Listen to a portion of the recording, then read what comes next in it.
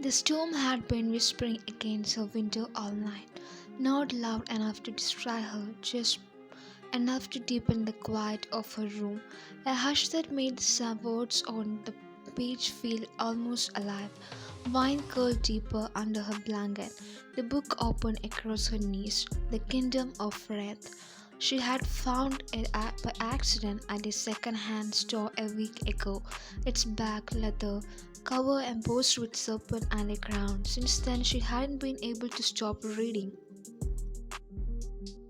Her favorite and least favorite part was him, Lord John Jungkook, the villain, the so-called enemy of the realm. Arrogant, brilliant, merciless, the kind of man who made you furious just by existing. He was in return as a hero, and yet the author had given him such sharp, dangerous charisma that one couldn't help reacting. Every time he appeared, he could almost feel the cold edge of his presence, and now, halfway through the last chapter, her heart thudded as she read. The traitor will die at dawn, Jungkook said, his voice low, his fingers curling around the prisoner's throat. You can't kill what you don't understand, she whispered back. Vine frowned, flipping the page. The print shimmered faintly, just a trick of the light, surely, but the words seemed to move, slithering across the paper like smoke. What the? She murmured, her lamp flickered, the storm outside cracked with light, and then the room fell away. A rush of cold wind, the scent of iron and rain, and her body was falling not through the space but through ink, through every word she had ever read. She gasped, trying to scream, but sound bent around her like glass. Then silence. Vine hit something solid, hard enough to knock the air from her lungs. A sharp exhale escaped her lips as she blinked, trying to focus. There was warmth beneath her. And then she realized she wasn't on the floor. She was on someone. Strong arms had instinctively caught her, one wrapped around her waist, the other braced against her back. Her palms flattened against the broad chest, a solid warm faintly trembling. A low irritated voice cut through the silence. If this is an assassination attempt, it's the worst I have ever seen. Her stomach dropped. She looked up and met eyes she had only ever imagined in print, cold grey like steel beneath stormlight. John Jungkook, the villain of the kingdom of wrath. Oh, you have got to be kidding me, she whispered, his brow furrowed. You dare to speak to me that way? She scrambled out of his lap, heart pounding. The world around her was no longer in a room. It was a dimly lit tent, maps scattered on a wooden table, the smell of smoke and leather filling the air, rain pattered against the canvas above. This isn't real, she muttered. This is not real. Jungkook rose in one smooth motion. He was taller than she expected, too tall really. His long back cord, streamered with silver, brushed against the floor as he stepped toward her. Who sent you? He demanded. A spy of the crown, or perhaps a fool who stumbled where she shouldn't have? None of that. I don't even belong here. He tilted his head, studying her like she was some curious insect. You look strange enough to prove that. Vine glanced down. Her pajama top, soft cotton, faded lettering was utterly out of place in this world of armor and swords. Oh my god, she breathed. This can't be happening. His gaze darkened. You will find no gods here, little stranger. Before she could move, he reached out and caught her wrist. His hand was warm, too warm, and his grip was firm but not cruel. Still, the contact sent a shiver down her spine. I should kill you, he said simply, but something tells me that would be premature. She glared up at him. Let go of me. His lips curled faintly, not a smile exactly, but close enough to make her pulse skip. You have spirit, that will make this interesting. Vine yanked her hands free. glaring. Listen, I don't know who you think I am, but I'm not part of your stupid war, okay? I was just reading a book. Reading? He repeated, tone sharp with disbelief. You speak nonsense. I always speak nonsense when I'm terrified. She snapped, and you're not helping. His eyes narrowed. Then, to her shock, he chuckled, a low, dangerous sound. Fear looks good on you, he said softly, but I prefer defiance. Her heart leapt traitorously. She hated that his voice did that deep, smooth tone that carried command like it was a weapon. I prefer being awake and home, she shot back. Jungkook stepped closer, close enough that she could feel the heart radiating from him. His gloved fingers brushed a strand of her hair aside. Then perhaps you should start by telling me what you are and how you came to fall from the shadows into my tent.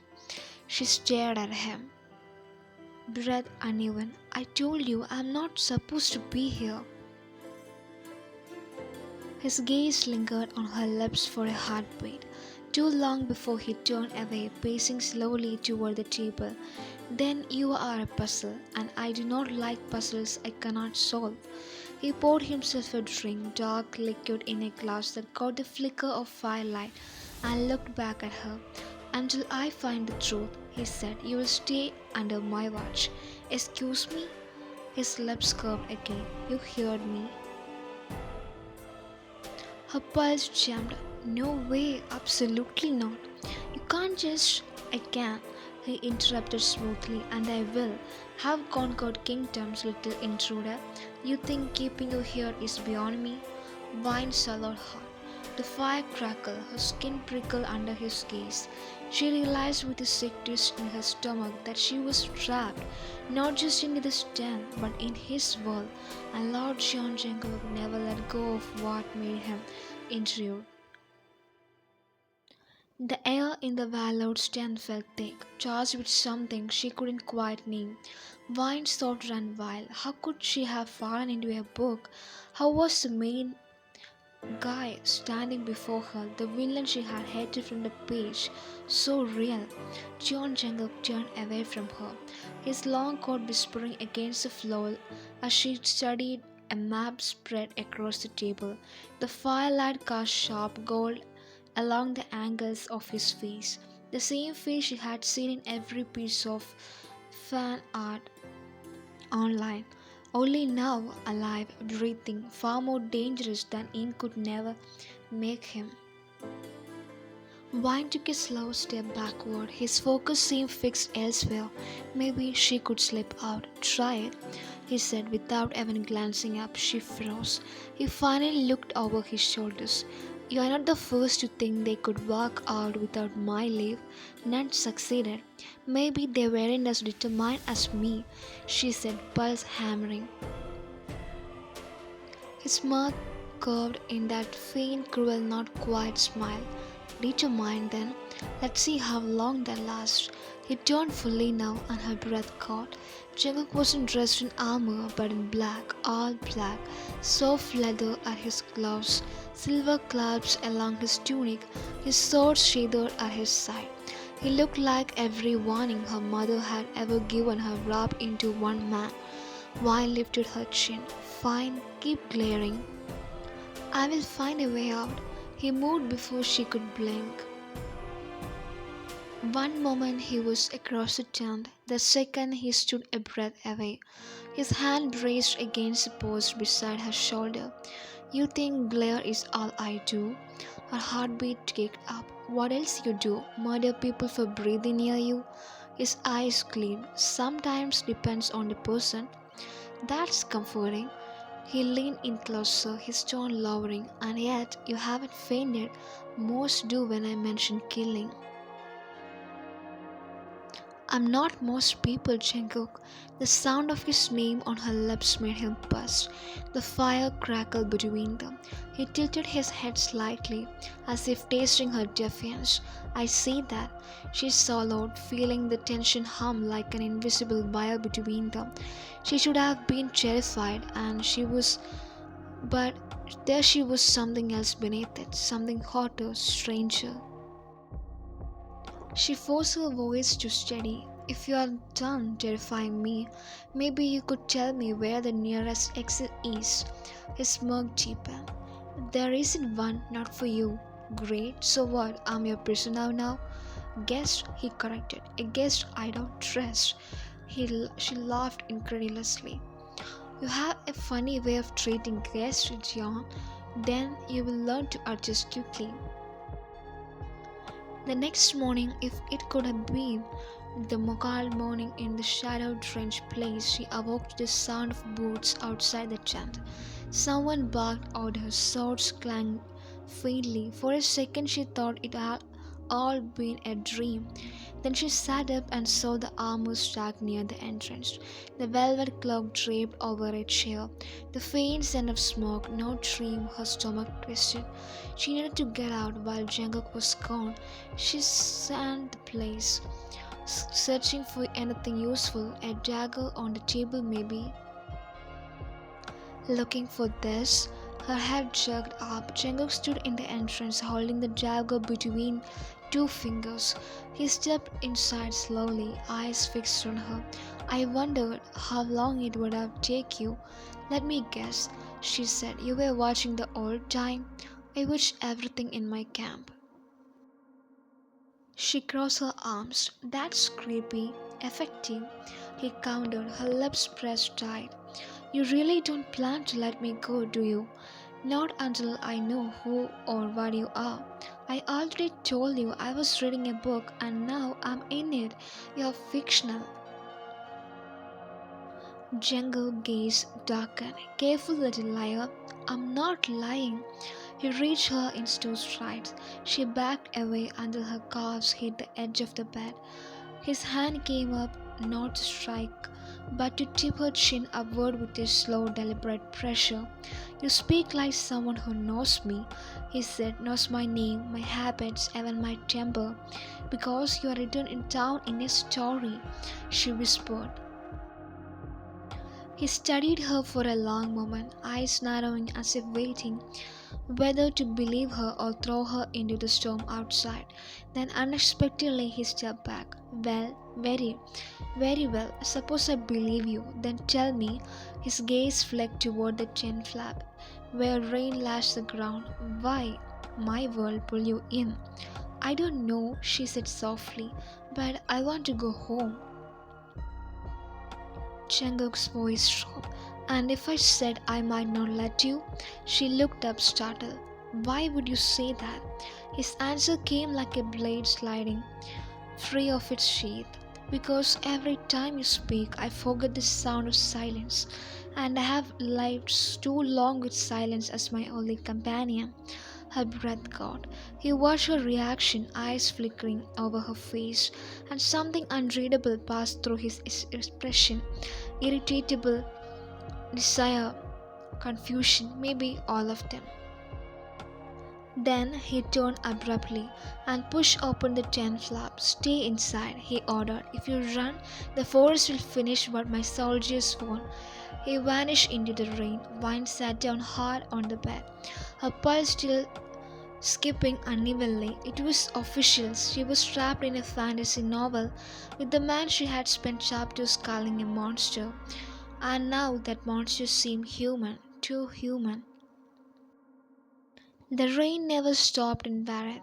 By nightfall, it had turned the ground into a mirror pools of black glass that reflected the torch outside Lengook's camp. Vine sat near the tent's entrance, heart pounding with every echo of footsteps. She had waited hours, long enough for the guards to change shifts, long enough to memorize every sound. Now she slipped out quietly, clutching the edge of the tent flap, the cool air cutting across her bare arms. Her breath came in sharp, silent bursts as she crept toward the line of trees beyond the camp. Every step felt like a drumbeat in her chest. A few soldiers stood near the fire, laughing over mugs of something strong. They didn't see her. Good. She kept low, moving fast, her pajama pants clinging to her legs. As the rain soaked through, If she could make it to the forest, maybe a hand caught her wrist. Her body froze. Before she could scream, a familiar voice murmured near her ear, quiet and unhurried. And here I was wondering when you would try this. Jungkook, Vine's hard luck. He pulled her gently but firmly back into the shadow of the nearest tent. The firelight painted in his face in flickers. Dark eyes, rain slick hair, an expression equal parts amusement and something deeper. She struggled. Let go of me. I told you not to run. I don't belong here, she hissed. You said it yourself. I'm a puzzle you cannot solve. Well, congratulations, I'm unsolvable. Let me go home. His grip tightened just enough to still her movements. If you were any other trespasser, you would be in chains by now. Lucky me, she shot back. He studied her, really studied her, and his tone softened a fraction. You could have frozen to death in that forest. I will take my chances over staying here with you. The words hung between them like lightning before it strikes. Jungkook's jaw flexed, his control flickering for a heartbeat. Then he stepped closer. You hate me that much? Yes, she said, though it came out quieter than she meant. Good, he murmured. Hatred is still attention. It means I matter. She stared at him stunned. You are insane. Possibly. He leaned in, the rain dripping from his hair to his collar, his voice low enough to make her skin prickle. Or maybe I'm just curious what kind of creature fate dropped into my hands. One who can look at me and not terrible. I'm I am trembling, Vine whispered, breath catching. His eyes flicked down to her mouth, then back up again. Not enough. Her pulse jumped violently. She took a shaky breath and shoved at his chest. It was like pushing stone. Stop! Jungkook let go her easily. The change was so sudden it almost hurt. He stepped back, his expression unreadable now, the faintest trace of frustration behind his calm. You are braver than most, he said, but bravery can get you killed here. And you care because I don't, he said too quickly, then quieter, not yet. The honesty in those two words silenced her. He exhaled slowly, glancing at the guards beyond them. Come before they'll see us both standing in the rain and start rumors I don't need. He turned and walked toward the tent again. When she didn't move, he glanced back. You can come willingly, or I can throw you over my shoulder. Either way, you are not leaving my camp tonight. Vine hesitated, teeth gritted, then followed because the alternative was worse. Inside, the fire had dimmed. Jungkook's coat hung near the hearth, his sword resting beside it. The tent smelled faintly of cedar and smoke. He poured a cup of dark liquid, wine maybe, and handed it to her. Drink, you're shaking. I'm fine. Drink, he said again, and this time there was no command in it, just quiet insistence. She accepted it reluctantly, the cup warm against her arms. You are still a giant. You are still reckless. They stood in silence for a long moment, the fire casting uneven shadows across the floor. Then Jungkook's gaze softened, just barely. You shouldn't have fallen into this world, he said. It doesn't deserve you. Vine blinked. The more almost sounded like a compliment. Don't mistake it for one. Too late. He looked at her then, really looked. For once the cruel amusement in his eyes was gone, replaced by something rawer, something dangerous. You are the strangest thing that's ever happened to me. Likewise, she said softly. The tension between them hummed again, alive and invisible. He reached out, almost as if drawn without meaning to, and brushed a raindrop from her cheek. Her breath hitched. The touch was barely there, a whisper of heat against her skin, but it felt like the entire world had gone still around them. Jungkook's hand lingered a second too long before he withdrew it. You're tired. Get some rest, he said hoarsely. Tomorrow we will find out why the gods sent you here. And if they didn't, she asked quietly. Then he said, his voice lowering, you're mine until I decide otherwise. She stared after him as he turned away, her pulse pounding hard enough to drown the sound of rain. The storm had passed, leaving the air heavy with the smell of the wet pine and smoke. And wine woke, a pale stripe of light cut through the tent flap. For one brief moment she forgot where she was. Then the low murmur of soldiers outside brought everything back. Jeon Chinguk, the book come alive. She pushed the blanket aside and stood. Someone, him. As she assumed had left a folded tunic and trousers on the chair. The fabric was coarse but clean, clearly not hers. A knot was pinned to the sleeve, written in a neat, severe hand. You will not survive the camp in knight's clothes, JJK. She almost laughed. Control issues much? Still, she changed. The clothes hung loose but were warm, and she couldn't argue with practicality. When she stepped outside, a soldier straightened immediately. His armor gleamed, his eyes widened at the sight of her. Lord Jungkook said you were to have food, he stammered, pointing toward a nearby tent where steam rose from kettles. Right, food, great. The camp stretched down a slope toward a river, hundreds of tents arranged in disciplined rows. Banners bearing the serpent and crown symbol fluttered above them. From a distance it looked beautiful until she noticed the scars of old fires on the earth and the rows of training dummies skewered with arrows. She remembered how the book had described Jungkook, the general who burned half the kingdom to save it from itself, a monster and a savior in this one breath. A voice cut through her thoughts. I see you found the knot. Jungkook stood a few paces behind her, cloak seeping over the mud. He carried the same gravity, the kind that bent the air around him. Wine folded her arms. Do you always trust people now? Or was it a special case? Would you prefer I would let you freeze? I would prefer you let me go home. He ignored that, walking past her toward the river bank. Follow. She hesitated, then did. The camp quieted as she moved through it. Soldiers bowed their head, parting like the giant. Whatever else he was, he commanded devotion. At the edge of the water stood a rough, horned platform strewn with maps and carved symbols. Jungkook's gestured toward it. This divides my territory from the crowns. 2 nights ago they tried to cross. We stopped them barely. So there really is a war. There always is. He glanced at her. If what you said is true, that you come from another world, perhaps you know why it brought you to mine now, when the balance is breaking. She stood her head. I don't even know how to get back. Then, until you do, you will stay under my protection. Protection? She echoed. That's what you call keeping me prisoner? He smiled faintly. Words are flexible things, little scholar. She opened her mouth to retort, but something across the river caught her eye. Movement in the trees, flash of metal. Jungkook noticed too.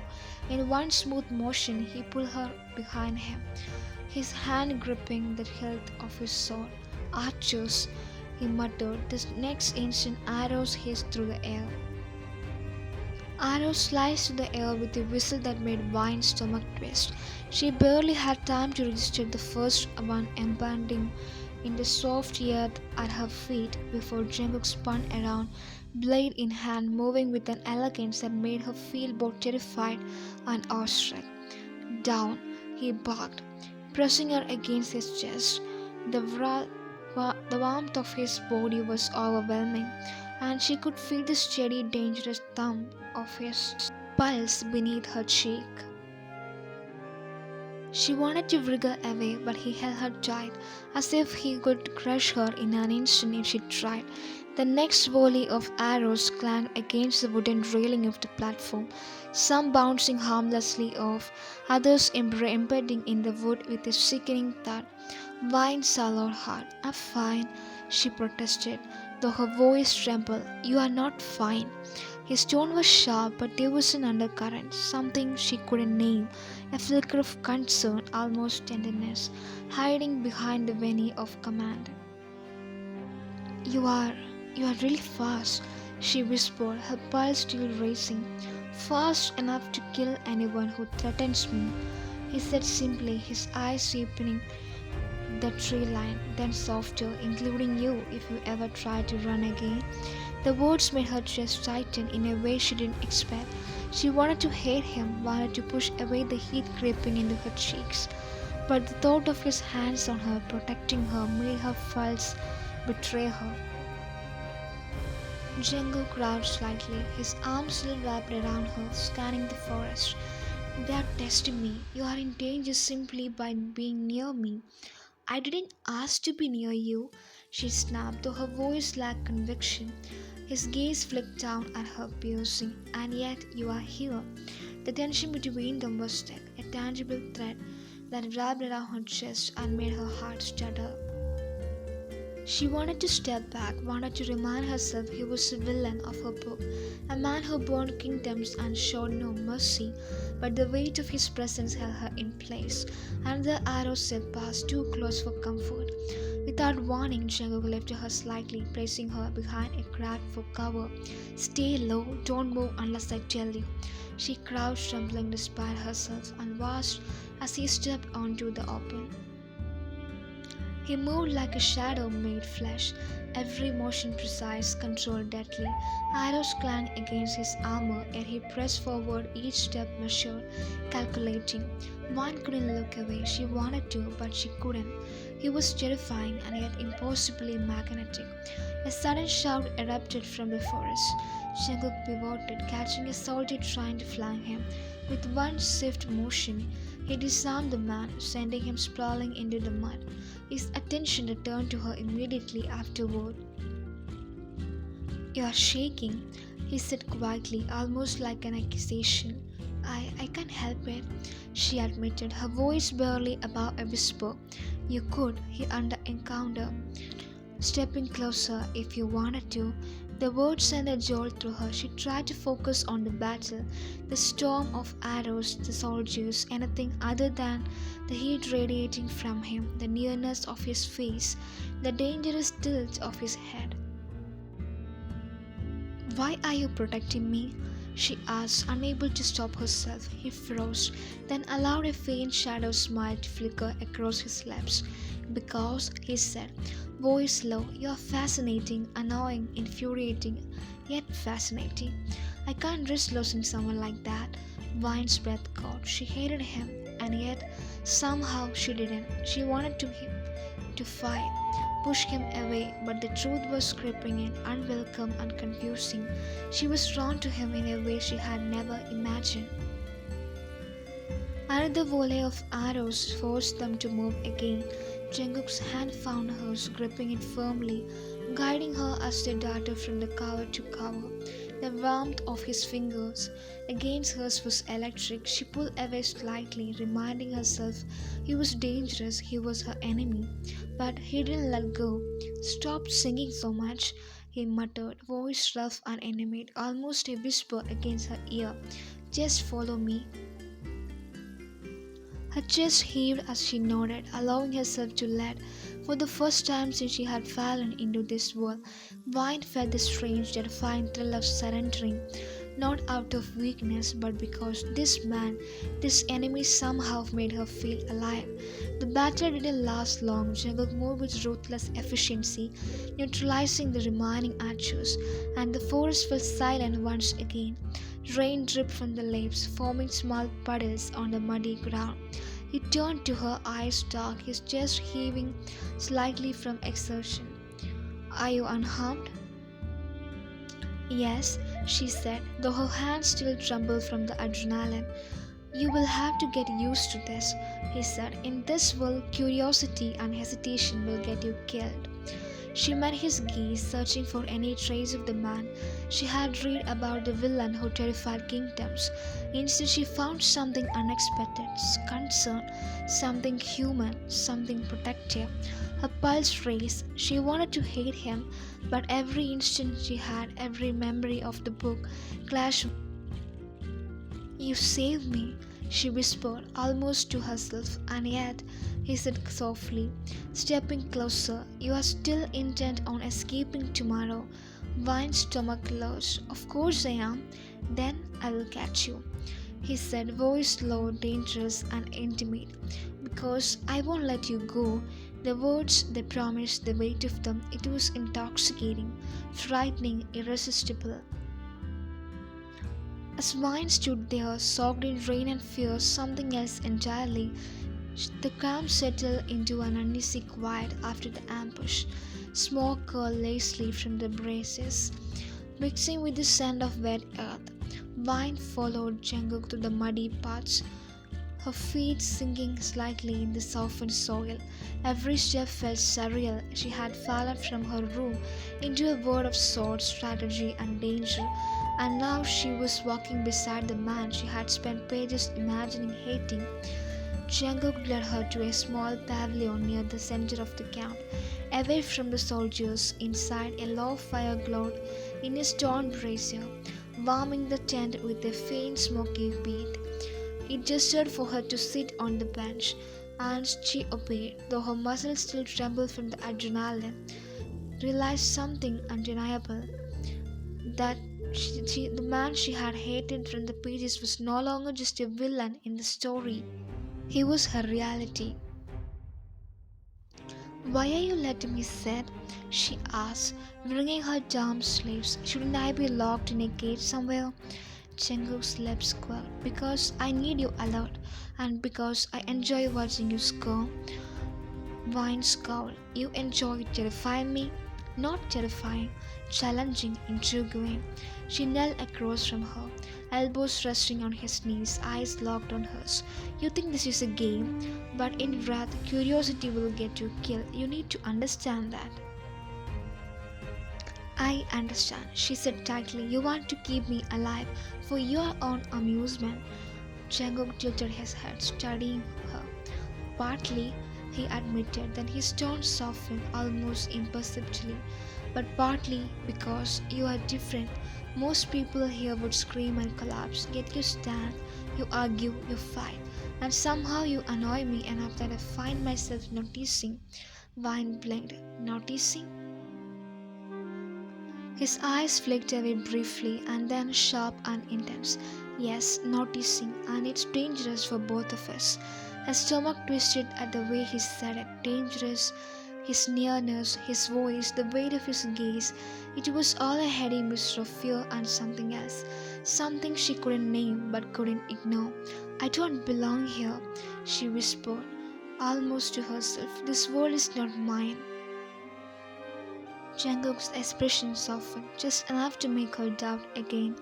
Maybe not, but you are here now, and until you leave, you will follow my rules. She groaned. Your rules? Your rules? I thought you were supposed to be the villain, and you, he encountered, voice low, are supposed to be the clever little intruder who thinks she can outwit me. She laughed, a soft, breathless sound. I was trying. He leaned closer, the heat from his body brushing against hers. Trying isn't enough here, survival is. Vine felt the pulse of his words through her chest. He was right, of course. She was completely out of her depth. But it wasn't just fear that made her heart hammer. It was the way he looked at her now, a mixture of command and curiosity, admiration, and something darker. Tomorrow, he said, standing and brushing mud from his coat, we leave the camp. There's a village nearby where I need to get the supplies. You will come with me. And why is that? She asked barely.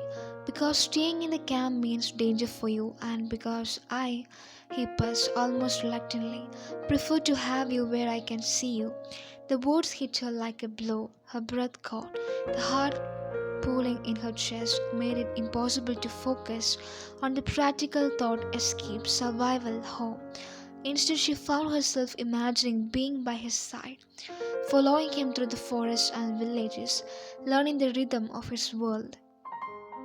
She shook her head, scolding herself. This is ridiculous. He is the enemy. He is dangerous. He is the man who could kill me without any second thought. Yet, when he looked at her, something in the dim light of the tent, something inside her responded, and she couldn't deny it.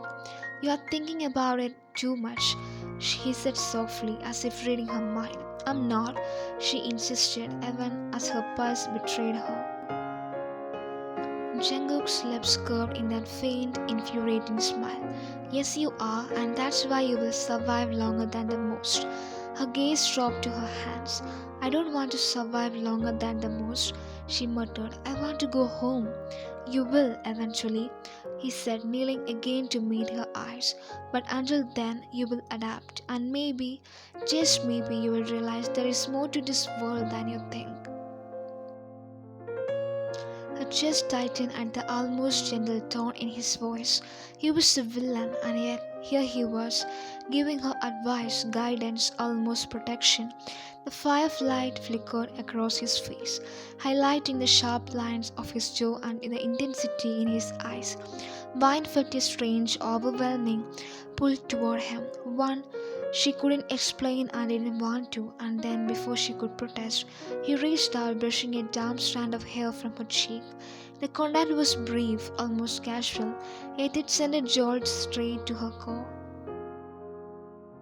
And you are not like anyone I have met, he said quietly. I'm not supposed to care, but I do. Her breath hissed. She wanted to step back, to remind herself that he was dangerous, that she had to survive, and this was his world, not hers. But instead, she looked at him for a long moment.